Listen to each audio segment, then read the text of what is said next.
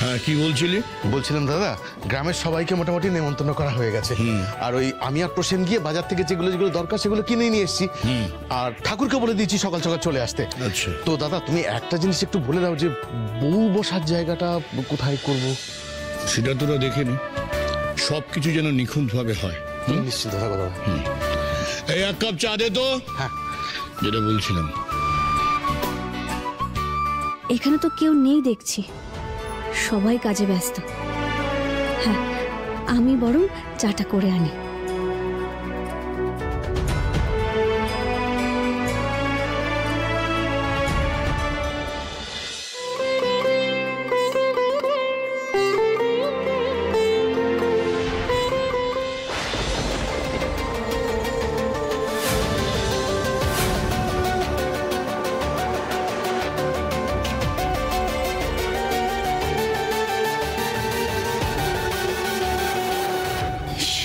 অনেকটা দুধ নষ্ট হয়ে গেল। দুধ উতলে পড়া তো শুভ গো। বাড়িতে নতুন বউ আসলে দুধ বসানো হয়, আর দুধ উতলে পড়লে বলা হয় নতুন বউ বাড়ির জন্য শুভ, সংসারে সুখ সমৃদ্ধি উতলে পড়বে। দেখো তোমার এই স্ত্রী আচারটাও কিন্তু হয়ে গেল। শুভ, এই বাড়িতে পা ফেলা কতটা শুভ সেটা আমি ওই রাক্ষসটাকে দেখাচ্ছি। দাঁড়া, একদম না, না। রান্নাঘরে ঢুকে বাড়ির বউয়ের দায়িত্ব পালন করতে চাইছে তো। ওর স্বপ্ন আমি ঘুচব, যা করার এবার আমি করব। আমার সাথে। আচ্ছা যাই হোক, তোমার কি কিছু লাগবে আমাকে বলো না। আমি না ছোট কাকা আর বড় বাবুর জন্য চা বানাবো।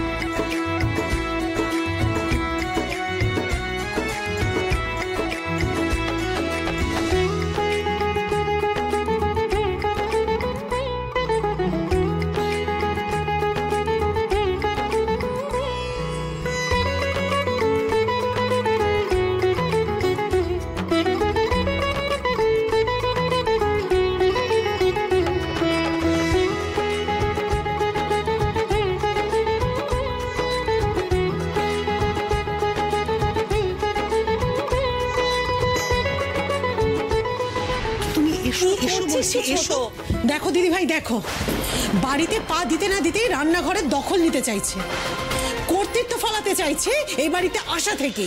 না না, বিশ্বাস করুন, আমি এমনটা করতে চাইনি। আসলে বড়বাবু চা চাইছিলেন, ওখানে কেউ ছিল না, তাই আমি নিজে এখানে বানাতে এসেছি। কার অনুমতি নিয়ে তুমি রান্নাঘরে ঢুকেছো বলো? বাড়িতে ঢুকে তুমি ধরাকে সরাজ্ঞান করছো, তাই তো?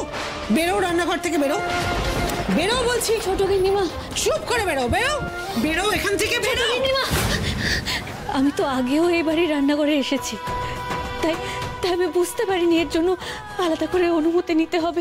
আমি বুঝতে পারিনি। আগে আমি অনেক ভুল করেছি, এখন আমি সেই ভুলগুলো আর করতে চাই না। এই সংসার নিজের হাতে আমি সাজিয়েছি, অনেক যত্ন করে গুছিয়ে রেখেছি। বাইরের কেউ এসে সেটা এলোমেলো করে দেবে, তা আমি হতে দেব না।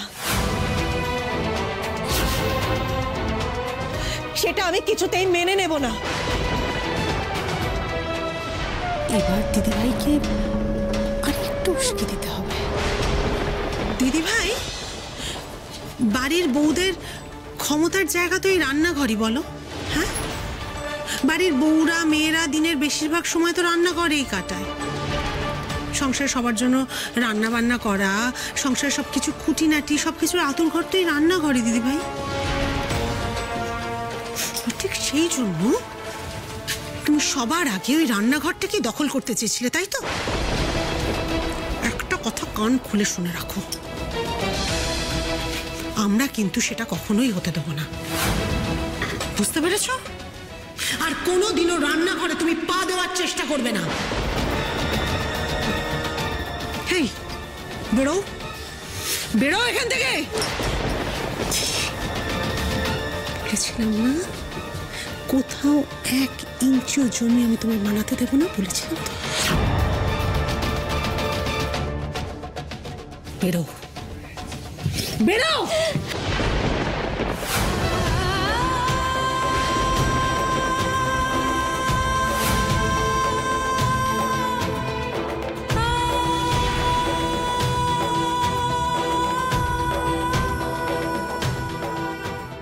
দিদিভাই চলে এসো দিদিভাই।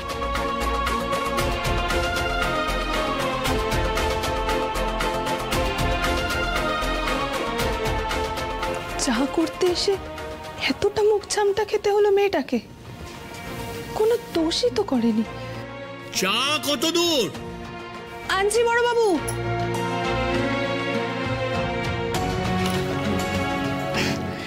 নতুন বউয়ের হাতে বানানো চাই নিয়ে যাই।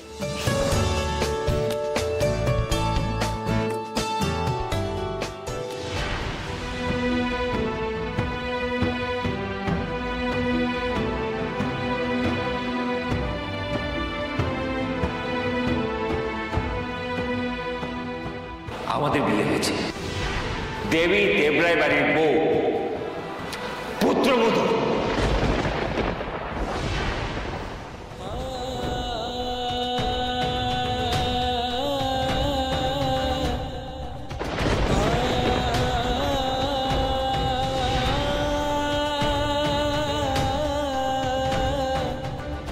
অনি, এসব কি? ও কেন ভেতরে ঢুকলো? দেবী এ বাড়ির বউ, তাই ওইখানেই থাকবে।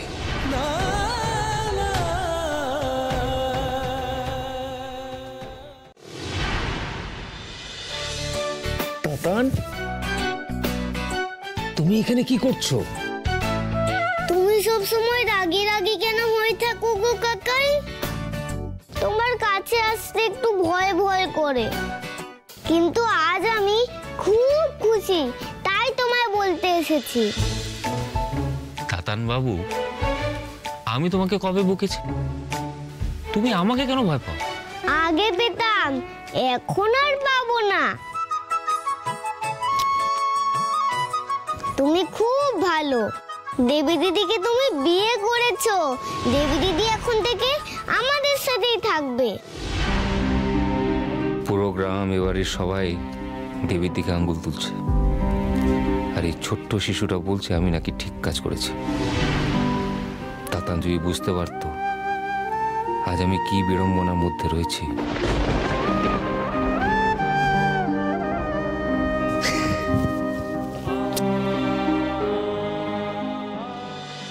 ভালো করেছিস। হ্যাঁ, আর প্রসেনকে বলেছি যে বাজার থেকে সব জিনিসপত্রগুলো তুই দেখে নিয়ে আয়। যাও। দাঁড়াও দাঁড়াও,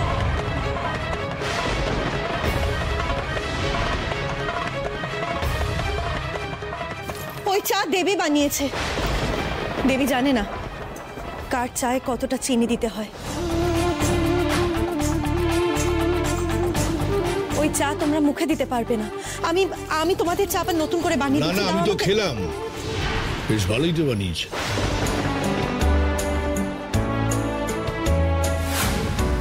হ্যাঁ, মানে যেরকম চিনি খাই তো সেরকমই আছে। আশ্চর্য, দেবী কি করে জানলো কার চায়ে কতটা চিনি দেওয়া হয়? ও তো কোনোদিনও এ বাড়িতে চা বানায়নি।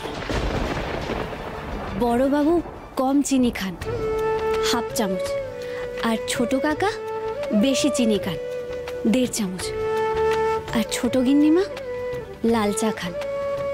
আর গিন্নিমা আপনি দুধ চা খান না। আর ঋতু দিদি লেবু চা খান চিনি ছাড়া। আর ছোটদা দুধ চা 1 চামচ চিনি দিয়ে। আর দেবুদা 2 চামচ চিনি দিয়ে দুধ চা। আর নন্দিতা বৌদি লেবু চা চিনি ছাড়া। আর ডাক্তারবাবু গ্রিন টি খান। তুমি এত কিছু কি করে জানলে? চা বানানোর আগে আমি ফুলি দিদির থেকে সব জেনে নিয়েছিলাম।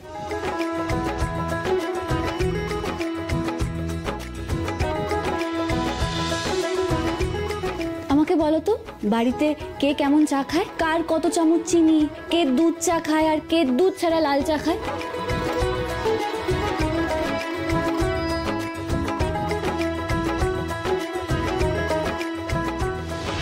গিন্নিমা তোমার জন্য চা আছে, খাও না।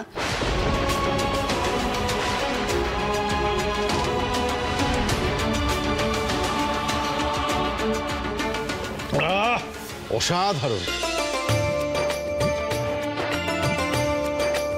দেবী, তুমি একবার শুনেই সবার চা খাওয়ার অভ্যেসটা একেবারে মুখস্থ করে ফেলেছো। জম্পেস হয়েছে চাটা কিন্তু, কি দাদা, তাই না? খুবই ভালো। হ্যাঁ,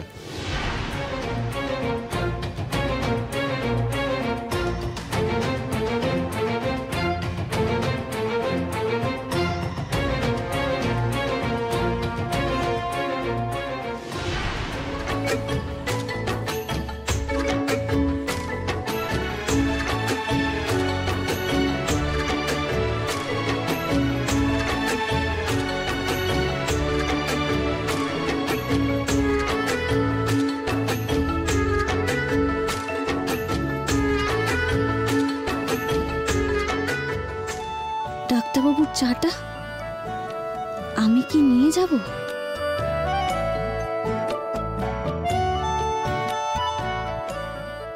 কাকাই, তুমি ভয় পেও না। তোমাকে আর দেবী দিদিকে যদি কেউ ভুগতে আসে, আমি আছি তো। আমি সবাইকে উল্টে বকে দেব।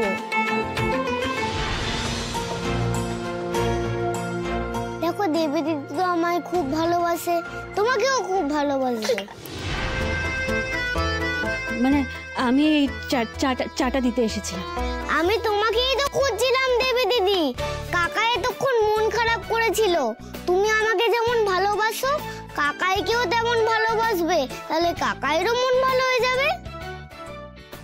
আমার জন্য আলাদা করে কিছু করার দরকার নেই। দেবী দিদি, দেবী দিদি, তোমার হাতে যখন কাটা ফুটে গেছিল, এখন ব্যথা কমেছে তো? হ্যাঁ, আমি একদম ঠিক আছি। দাঁড়াও,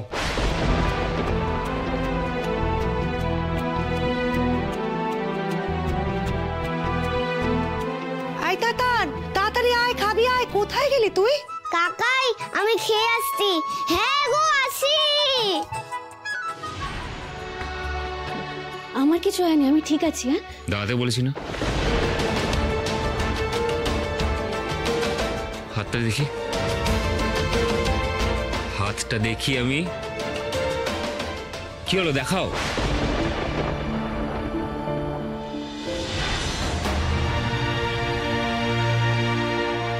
তুমি ওখানে গিয়ে বসো, আমি ফার্স্ট এডটা নিয়ে আসছি।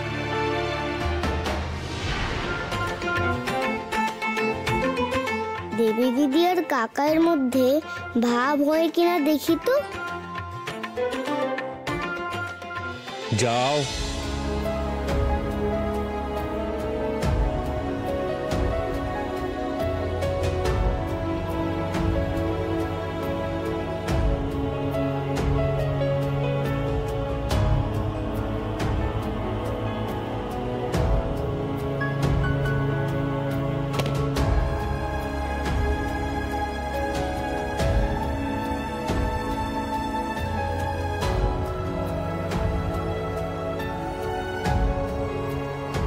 ডাক্তারবাবু বলছি কি, এইটুকুতে কিছু হবে না। মানে আমার অভ্যেস আছে।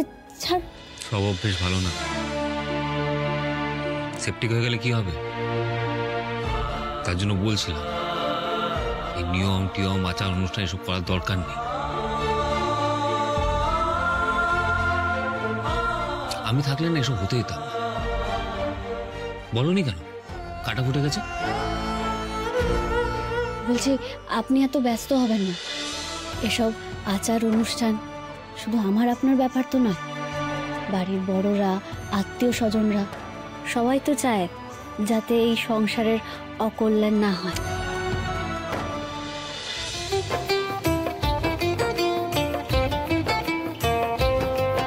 দেবী দিদির সাথে আজ কাকাইয়ের ভাব হয়ে যাবে, কি মজা।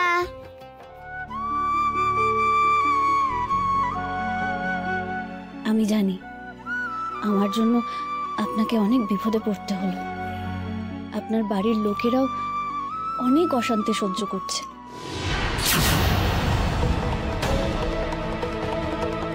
সবার সামনে মাথা হেট হয়ে গেল। কিন্তু বিশ্বাস করুন, তোমার কোনো দোষ নেই। আমরা সবাই এই সিচুয়েশনের ভিকটিম।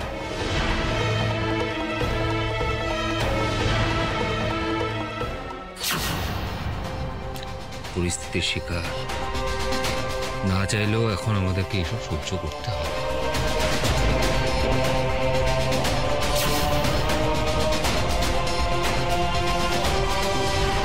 বাহ, ওয়ান্ডারফুল।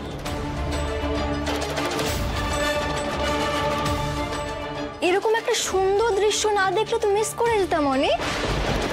একজন চা এনে দিচ্ছে, একজন সেবা শুশ্রূষা করছে, দারুণ কিন্তু ব্যাপারটা। তোমাদের দিকে কি মনে হচ্ছে বলো তো অনেক? যে পুরো বিয়েটা না তোমাদের অনেক আগে থেকেই প্ল্যান করা ছিল। তাহলে আমাকে বিয়ের স্বপ্ন তুমি কেন দেখিয়েছিলে অনেক?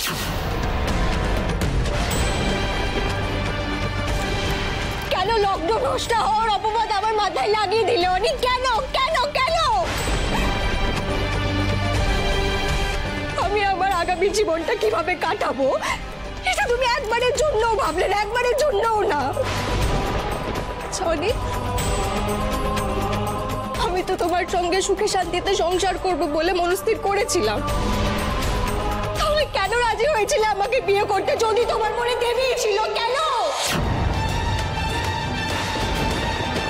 বিয়ের সব আচার নিয়ম আমার সাথে পালন করেও তুমি আমায় ঠকালে অনি? তমসা দিদি, আপনি আমাদের ভুল বুঝছেন। আপনি যেটা ভাবছেন একেবারেই ঠিক নয়। একদম চুপ দেবী, তোমার সাথে কথা বলার না কোনো ইচ্ছে আমার নেই। একটা মেয়ে হয়ে আরেকটা মেয়ে কিভাবে সর্বনাশ করবে? তুমি এতটা ছোট, এতটা বেহায়া। তুমি কালকে বিয়ে করে আজকে অনির ঘরে ঢুকে দুজনে মিলে ছি ছি ছি ছি ছি। আচ্ছা দেবী, অনিকে পাওয়ার জন্য তোমার তর্স হয়েছিল তাই না? হ্যাঁ দেবী, দেবী, তমসা, এনাফ নাও। এসব কি বলছো তুমি? আমি তোমাদের সবাইকে একই কথা বারবার বলছি, এই বিয়েটা আমাদের ইচ্ছে বা জ্ঞানত অবস্থায় হয়নি। আর আমি তোমাকে ঠকাবো কেন? দেখো, এরকম আমার কোনো মেন্টালিটি নেই। এখন একটু শান্ত হও তুমি। যে আগুন তোমরা দুজনে আমার মধ্যে জ্বালিয়েছো সে আগুন কোনোদিনও নিভবে না। সেই আগুনে আমি তোমাদের জ্বালিয়ে পুড়িয়ে মারবো। আর এই সবকিছুর জন্য না তুমি দায়ী, তুমি।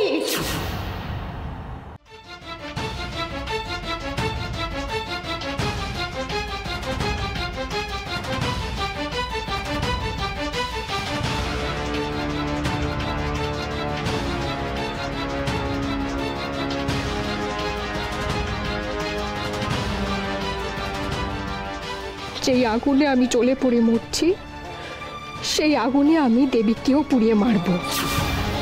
তোমার সাথে দেবীকে আমি সংসার করতে দেব না অনি, কিছুতেই না।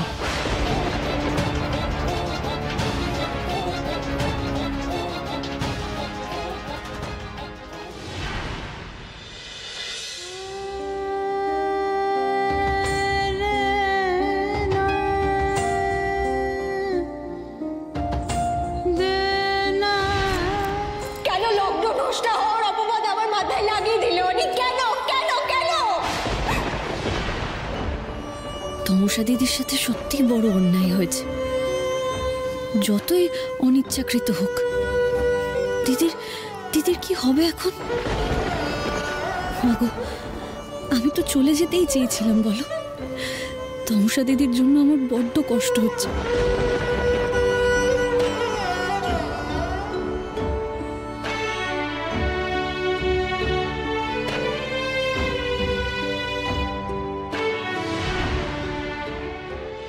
এ কি, সন্ধে হয়ে গেল, এখনো কেউ সন্ধে প্রদীপ দেয়নি?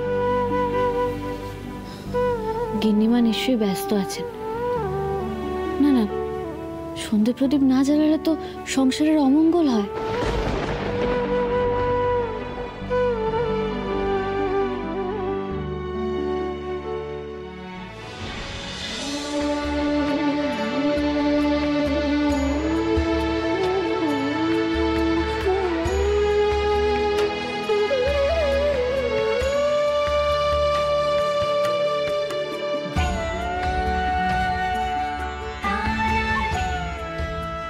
বাবা, কত দেরি হয়ে গেল, তুলসী তলায় প্রদীপ দেওয়া হলো না।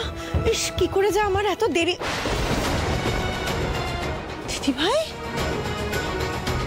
কি কাণ্ড দেখো, কত বড় সাহস ওর! সরে এখান থেকে।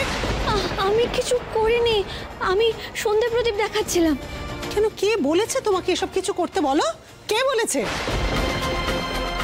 দেখছো তো দিদি ভাই, তোমার অনুমতি ছাড়াই ও রান্নাঘরে ঢুকছে, এখন তুলসী তলা কবজা করছে, এরপর এ বাড়িতে তোমার যা যা কিছু আছে না, ও সব কিছু তোমার থেকে ছিনিয়ে নেবে, নিজের অধিকারে এ বাড়িতে জমিয়ে বসবে ও।